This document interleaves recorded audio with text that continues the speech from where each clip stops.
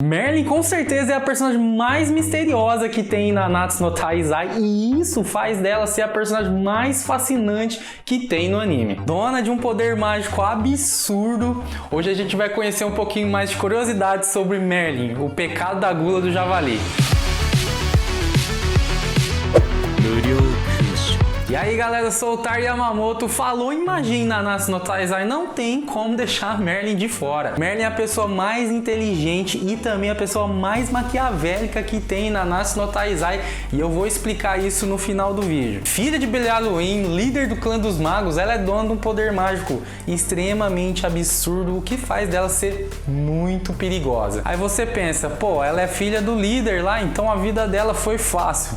Cara, não foi muito pelo contrário, ela foi extremamente difícil. O clã dos magos tratava a Merlin como uma mera ferramenta, como um experimento que deu certo, como uma arma secreta, para caso eles precisassem usá-la. E o motivo disso não é só por causa dela ter um poder mágico absurdo, e sim por causa do verdadeiro poder dela que se chama Infinity. Infinity é uma magia que a portadora dessa magia consegue fazer com que as outras magias durem para sempre. Então, por exemplo, eu quero que eu use uma magia de fogo, eu quero que esse negócio pegue fogo para sempre. Se eu tiver essa magia Infinity, eu vou conseguir.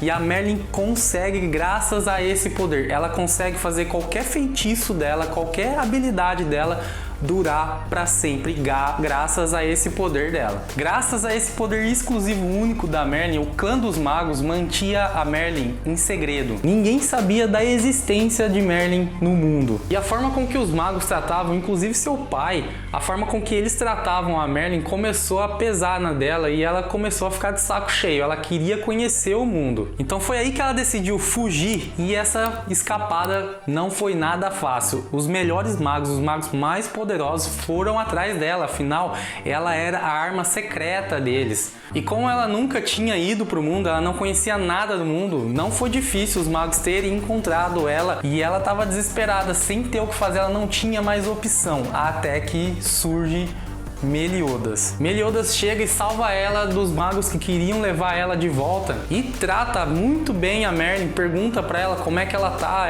ele cuida dela, né? E esse tipo de atitude era a primeira vez que a Merlin estava recebendo, ela nunca foi querida, ela nunca foi cuidada. A Merlin recebeu esse tipo de tratamento somente com o Meliodas, e aquela foi a primeira vez e ela começou a ter um sentimento muito forte pelo Meliodas por causa daquilo. E o tempo foi passando e a Merlin começou a sentir, esse sentimento começou a crescer, ela começou a ficar apaixonada pelo Meliodas, até que um dia Meliodas veio e apresentou uma pessoa para ela, Elizabeth. Merlin, vendo aquela situação, ela ficou com um ódio tremendo da Elizabeth. Ela ficou com um ódio e ciúme, claro, ela amava a Meliodas, mas ela viu no Meliodas que o Meliodas gostava muito da Elizabeth. Não tinha como disputar. Então Elizabeth foi lá e começou a tratar muito bem a Merlin também. E aí a Merlin viu que não tinha como odiar a Elizabeth, não tinha como odiar. A Elizabeth tratava ela como uma irmãzinha, né? Então a Merlin, vendo essa situação, vendo que ela zero chance do Meliodas se apaixonar por ela, ela foi e tomou a decisão, então eu vou focar em estudar, para tentar preencher aquele vazio que estava no coração dela. A partir desse momento, Merlin começa a sentir uma vontade enorme de obter conhecimento de tudo, saber todas as magias, tudo que é tipo de magia ela quer saber. Até que em uma hora ela ouve uma conversa de dois sábios de Belialuin falando sobre o caos.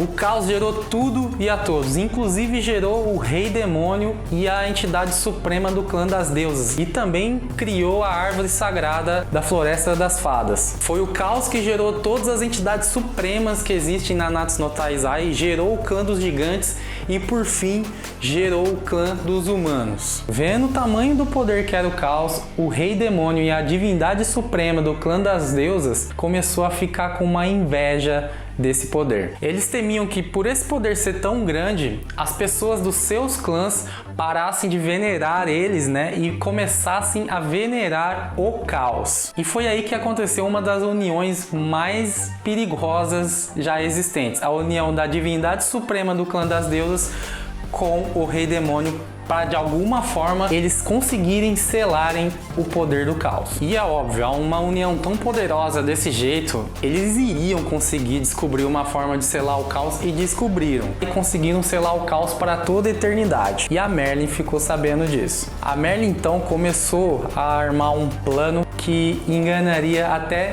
deuses. Ela começou a fazer com que o seu nome, a sua existência, não fosse mais segredo. Ela, de propósito, propositalmente, começou a espalhar que ela existia, que o poder Infinity dela existia para todo mundo, até que chegasse nas divindades supremas, no caso o Rei Demônio e a divindade suprema do clã das deusas. O objetivo dela, fazendo com que espalhasse a notícia de que ela existia, que o poder Infinity existia, era conseguir se aproximar do Rei Demônio e se aproximar da divindade suprema para que ela pudesse conhecer mais sobre o clã dos demônios e o clã das deusas, mais magia, mais conhecimento de tudo deles. Óbvio que Belialuin foi totalmente contra essa ideia, foi totalmente contra. Ele não queria que ninguém soubesse de Merlin. Tudo que acontecia ali no clã dos magos era segredo, e Merlin era uma ferramenta secreta, ele queria deixar isso em segredo, mas é óbvio que a Merlin estava pouco se lixando. A Merlin foi lá e ajeitou para ir falar com o Rei Demônio e falar com a divindade suprema. E aí você acha que ela enganou só o Belialuin? Claro que não. Merlin então propôs que ela se aliaria ao clã que desse mais bênçãos a ela. O Rei Demônio ofereceu todos os conhecimentos do clã dos demônios, tudo, tanto em magia quanto conhecimentos em geral, e também proteção contra o clã das deusas. E a divindade suprema do clã das deusas ofereceu todos os conhecimentos, todas as magias, conhecimentos em gerais do clã das deusas e todas as proteções contra o clã dos demônios. Merlin acabou aceitando as duas propostas, enganando os dois deuses e depois, tchau, sumiu, ninguém mais sabe dela. Ou seja, Merlin acabava de se tornar uma das pessoas mais poderosas e mais sábias da história. Ela tinha todos os conhecimentos do clã dos demônios e ela tinha todos os conhecimentos do clã das deusas. E aí nasce uma das magas mais poderosas que já existiu em Nanatsu no Taizai. E detalhe importante, Merlin já foi discípulo de Gother, um dos magos mais feras que já existiu também. E lá no começo do vídeo eu disse que Merlin era a pessoa mais inteligente e a mais maquiavélica também, vocês lembram? Eu vou explicar o porquê agora. Depois de ganhar todos esses conhecimentos, a Merlin ainda queria liberar o caos. Ela tinha que fazer isso, para ela era uma obrigação. Então, depois de anos e anos de pesquisa, ela finalmente encontrou uma das chaves importantíssimas para que ela conseguisse liberar o caos: a espada sagrada Excalibur. E de quebra ela ainda encontrou outra peça fundamental para que ela pudesse liberar o caos: a Mama Rock, que é dita como a mãe do caos. E graças aos estudos que ela fez, ela percebe uma maneira de conseguir quebrar o selo do caos. Ela teria que eliminar uma das entidades supremas que fez o selo. No caso, ou o Rei Demônio ou a divindade suprema do clã das deusas. E aí ela pensou, e agora? Foi aí que um rei humano de um poder impressionante de prever o futuro teve uma visão.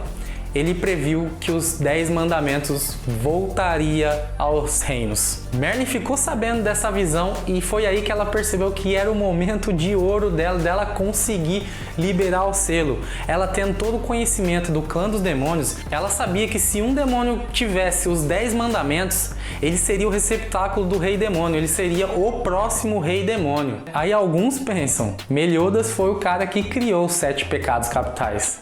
Não foi. Quem teve a ideia de criar os 7 pecados capitais foi a Merlin. A Merlin criou os 7 pecados capitais justamente para que ela conseguisse os objetivos dela. Ela criou os 7 pecados capitais para que eles pudessem lutar contra os mandamentos, derrotar os mandamentos e também derrotar o Rei Demônio, que era o seu objetivo principal. E em meio a esse caminho também ela encontra o menino destinado a tirar a espada Excalibur. Ela encontra Arthur, que era o cara que destinado à espada sagrada, que é uma peça-chave para liberar o caos. Todas essas histórias, todos os acontecimentos desde 3.000 anos atrás, que foi a guerra que aconteceu, foi tudo arquitetado pela Merlin, foi tudo planejado por ela. Ela planejou tudo para que tudo que aconteceu tivesse acontecido realmente. Os 7 pecados capitais fazia parte dos planos dela. Ela precisava dos 7 pecados capitais não para proteger nada, ela simplesmente queria eles